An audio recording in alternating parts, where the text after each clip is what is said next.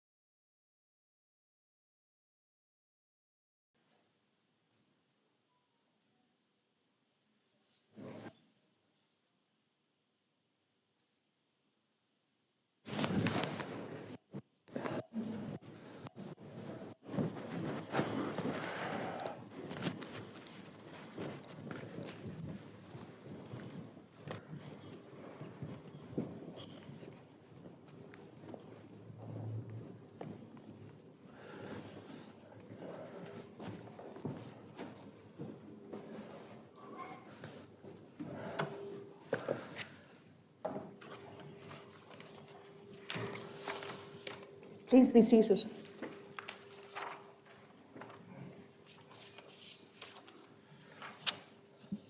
Ladies and gentlemen, you're all very welcome to the membership conferring ceremony here this evening.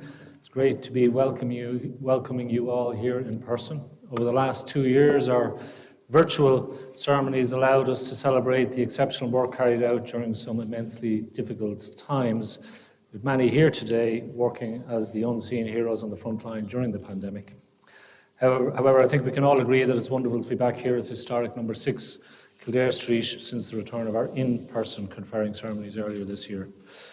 So I'll introduce the platform party with Professor Mary Horgan, our President, Professor Mary Higgins, Vice President, Dr. Louise Kine, Dean of the Faculty of Paediatrics, Dr. Lucianne Behan, Director of Examinations for the Institute of Medicine, and I'm Professor Michael Keane, I'm the Registrar of the College.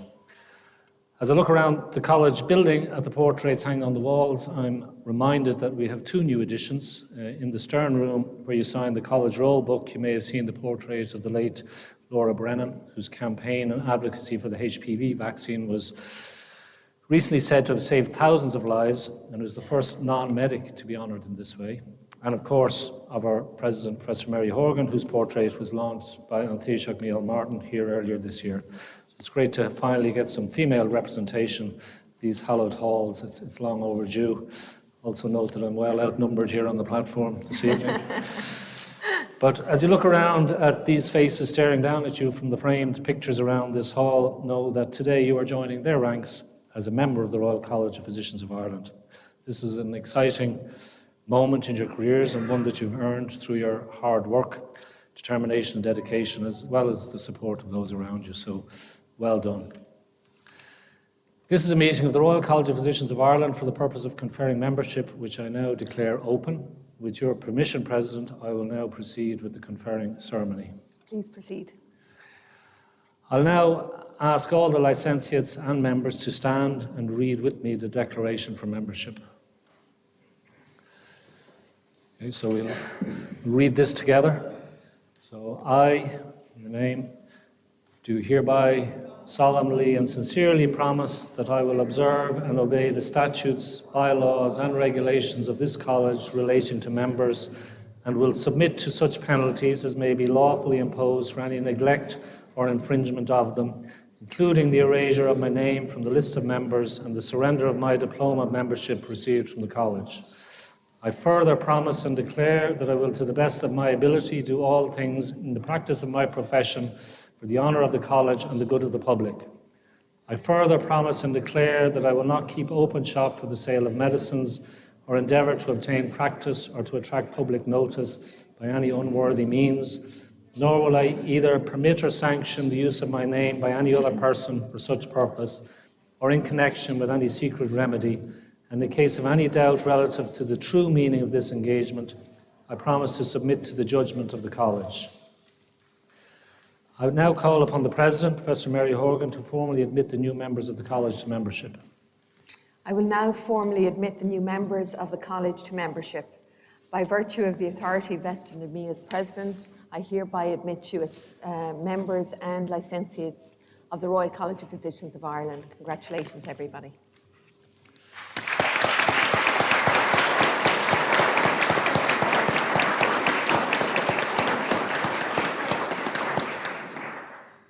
So congratulations to our new members, and you now may all be seated.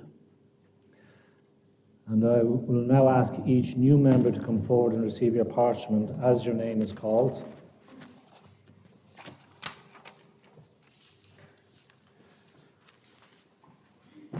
So Aminia Ali Abubkar Mohammed, General Medicine. Congratulations.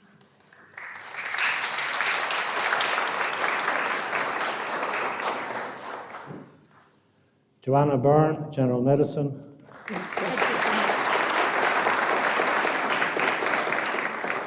Robert Brennan, General Medicine.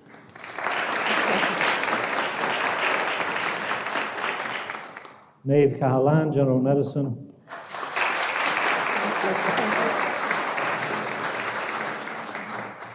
Royal Shigozi, General Medicine.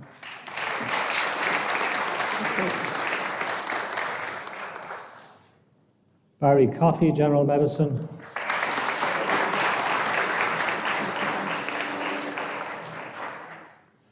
Michelle Colfer, General Medicine.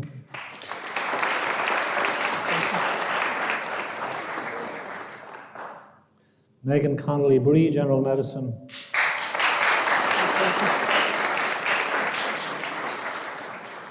Aisling Courtney, Pediatrics.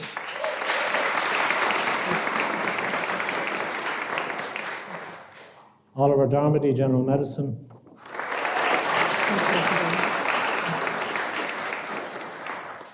Sean Delaney, General Medicine.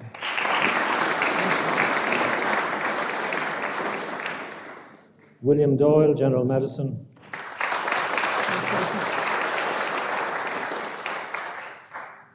Amy Drudy, General Medicine.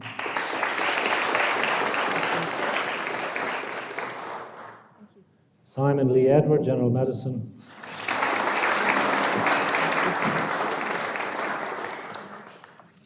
Clarice Egan, General Medicine.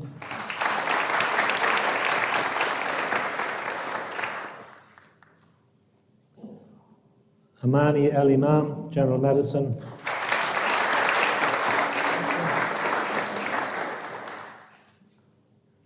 Mohammed Mirgani Kabashi El Tahir, General Medicine.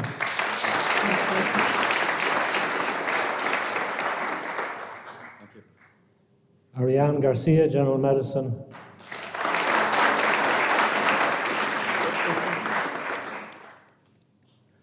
Zachary Holmes, General Medicine.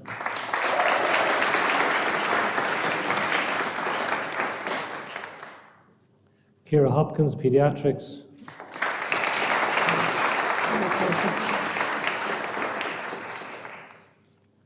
Adam Kelly, General Medicine.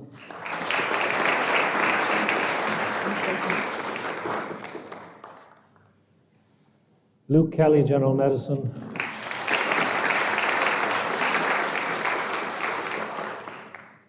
Sahib Khan, General Medicine.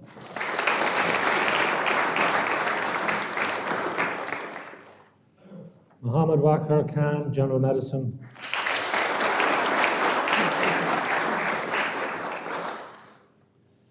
Stuart Kanan, General Medicine.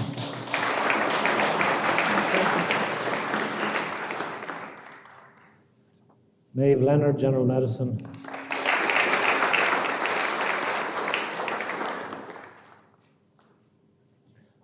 Lauren Madden Doyle, General Medicine.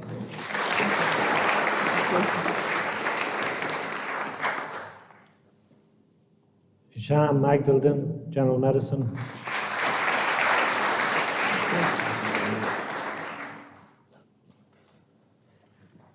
Senan Mar, General Medicine.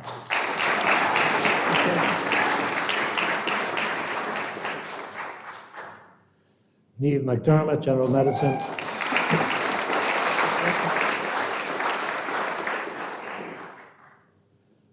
Reem Magzoub, Abdurrahman Mohammed Khair, General Medicine.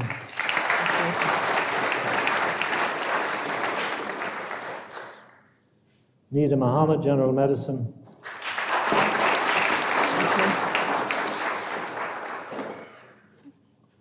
Joseph Morris, General Medicine.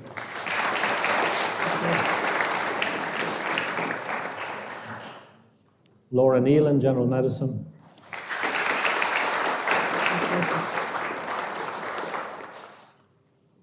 David O'Sullivan, General Medicine.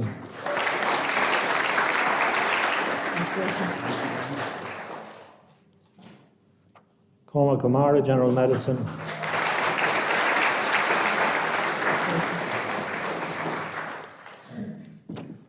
Stephanie Feister, General Medicine.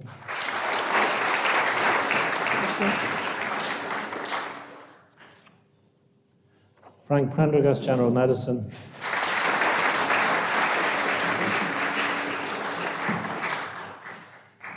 Fiona Cassandra Sexton, General Medicine.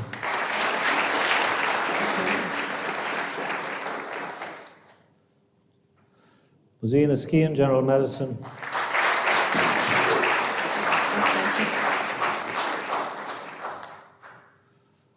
Orna Waldron, General Medicine.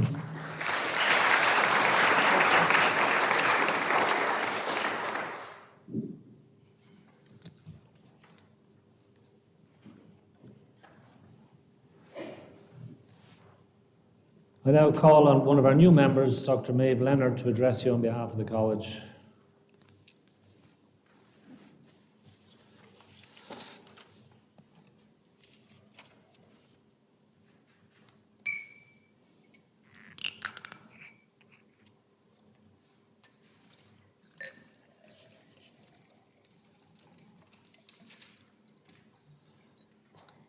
Thank you, President, Fellows and members. It is an enormous pleasure to join you in celebrating this significant achievement and major milestone. Occasions such as this often turn into a long list of thank yous, but it is important to remember those who have supported us to this point and acknowledge them. Thanks firstly to the college and the fellows and members with whom we work. They are our registrars, SPRs and consultants. They taught us our trade from the moment we arrived in hospitals as students to preparing for the exams and, of course, into the future. To our patients, if you've ever been admitted in hospital, you may be familiar with the groups of trainees going bed to bed, seeking patients to help us practice for clinical exams. These patients, patiently, sat up in bed and allowed us to elicit their stories and subjected themselves to poking and prodding, without, audibly at least, wondering why their doctors were still doing exams. To our supporters, our friends and family, who must be at this stage wondering how many more exams could possibly be left. The life of an NCHD is certainly a hectic one, and it is our supporters who provide a constant as we move from hospital to hospital and job to job. They lend a sympathetic ear and support through it all. Lastly, of course, to each other, our colleagues and now fellow members. It is to each other that we turn, be that for a fortifying cup of tea at 4 a.m. in the res, or a second pair of eyes for a tricky cannula, or someone to talk through a puzzling case with. We reached today's milestone together, and it was a team effort. From the endless hours spent on the question banks or leafing through the guidelines, or nominating someone who was going to chase down a consultant to clarify a tricky point. Or when it came to the clinical exam, getting together in twos and threes to practice.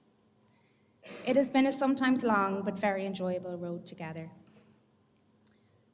Today it is important to reflect on our careers to date and the challenges and opportunities that lie ahead.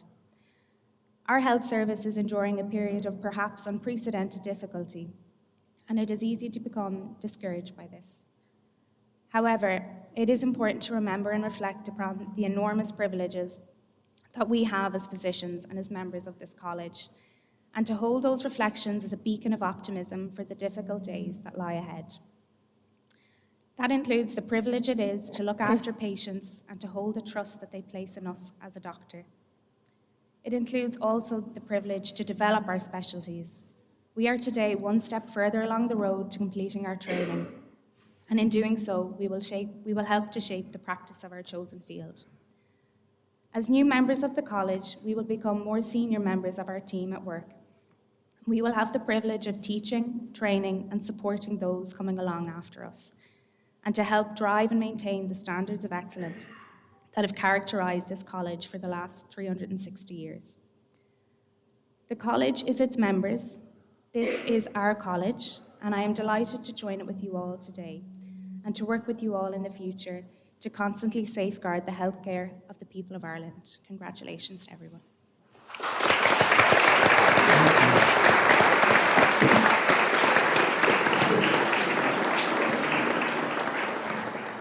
I'm now calling the President, Professor Mary Horgan, to address you.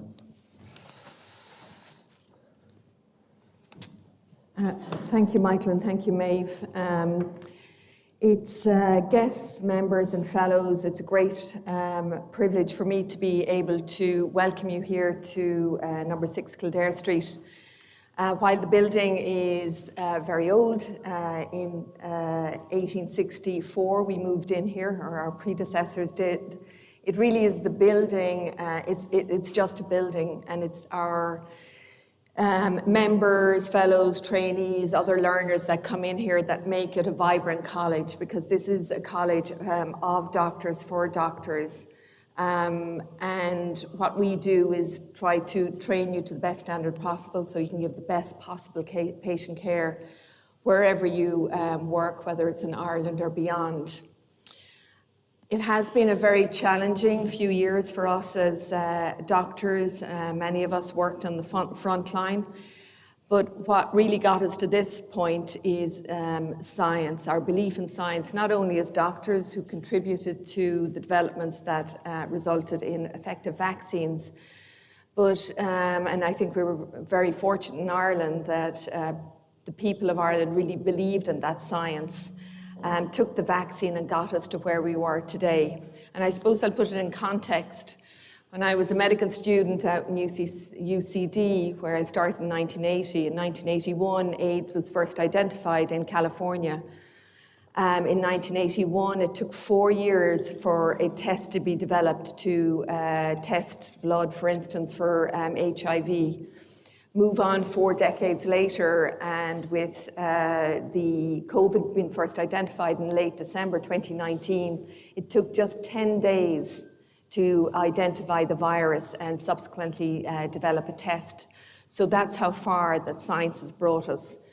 But for science to be effective, we need to be able to communicate it effectively to our population. And I think we as a country did very well, and we as a college were very involved in transmitting a lot of that communication. We're the home of NIAC. Many of us were on NEFID, rolled out the government strategy for antigen testing, got the GA back to play. I can say that as a Kerry woman was a priority for me.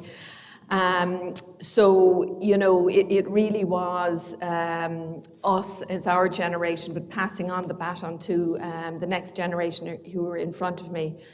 And Maeve did mention that, you know, it is a challenging time for healthcare, but it isn't unique to Ireland.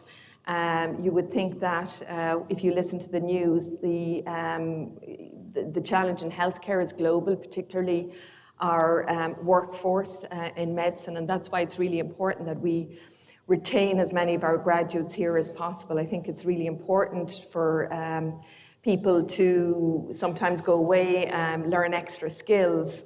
I did myself, and many of us, I would say all of us here on the podium, went to North America, UK, but did come back because we wanted to give back. It is the country that trained us and invested in primary, secondary and third level education. And it really was a privilege for many of us to be so involved in really keeping the population as safe as we possibly could during the pandemic. I suppose what I would say to you as new members, you are the lifeline of the college, and my job is to sustain that lifeline and really encourage you to get involved in the college. I was in your place 34 years ago, it doesn't seem that long ago. Never thought that I would be, at the time, president of the college, but you know, you need to be ambitious with your goals. You need to not be afraid to fail, because failure is part of how we learn things and makes us stronger personally and professionally. And sometimes leaving your comfort zone, whether that's, and I'm based in Cork, for Cork people leaving Cork, or, you know, leaving abroad, it really does enhance how you interact with other people. So I would say, if you do want to go away, do come back. And I think if you look at the new members here, it really reflects us as a college and a country, the diversity, the welcoming nature. There are 240 graduates yesterday and today from 22 different countries. We as a college are really proud of that international connection. This does reflect, and I think it's reassuring for families and friends to say that we really have fantastic quality doctors, so much so that everyone else in the world wants them. Again, Maeve had mentioned about teamwork. We certainly do teamwork all the time with ourselves and with our other healthcare colleagues, but it's the people at the back of the room that have supported you emotionally, previously financially, but I know you're all financially independent now, so you don't need to do anything. And I know you're going to be paying for dinners tonight. But it is a hard job, and sometimes it's harder than other times. And what really helps is the support you get from your families and friends when you leave your workplace. That is so important. And I think it does ground us and really gives us the support that we need with what is often a difficult job. I want to just really do acknowledge, because this is a day for family and friends as well as it for our colleagues. Most of the exams are done, it's just a lot more training, but you're halfway there, which is really good. I want to acknowledge those that do the exams. They're my colleagues, some of whom are here on the podium tonight. They ensure that it's the highest quality exam. They do it on a voluntary basis and really supported by the excellent team within the college. So Dr. Lucy-Ann Behan is the director of the examinations for general medicine, and she works along with a number of colleagues, Dr. James Jameson, Professor Cathy McHugh, Dr. Helen Chewett, Dr. Oren O'Caron, who is the Associate Dean in Paediatrics, who works with Dr. Louise Kine, Professor Mary Higgins, also on the podium, Chair of Obstetrics and Gynecology Exams Board, who works along with Professor Paul Byrne, Dr. Mark Hare, and Dr. Nikki Purandari, and just acknowledge Rachel Bishop, who's been working long hours over the past few days trying to make sure everything runs smoothly. So to Rachel and her team, and also to Harriet, who keeps me, who's the keeper of our collection. She's our historian in the college, who keeps us all in shape and going, processing the right way. So I would encourage you to get involved in the college. We all certainly did when we were at your stage and continue to do so, because it is key for us to ensure that we pass on the baton to you and that you continue to provide the best possible healthcare you can to those that you treat, because it is a privilege to be a doctor. So with that in mind, I wish you well in your future plans. You need to be ambitious, get out there and follow your dreams. Don't do things just because there are jobs in them. If you do what you want to do, you'll be fulfilled both professionally and personally. So I wish you every success in that. And once again, heartiest congratulations from all of us here and all of the fellows of the college. Look forward to seeing you engaging with the college, and enjoy your night. Thank you.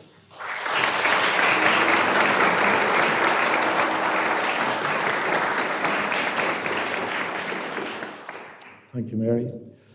That completes the conferring ceremony for membership. We would ask guests to remain here in the Corrigan Hall while the group photograph for new members takes place at the main entrance hall, and a reception will follow the group photograph in the Graves Hall.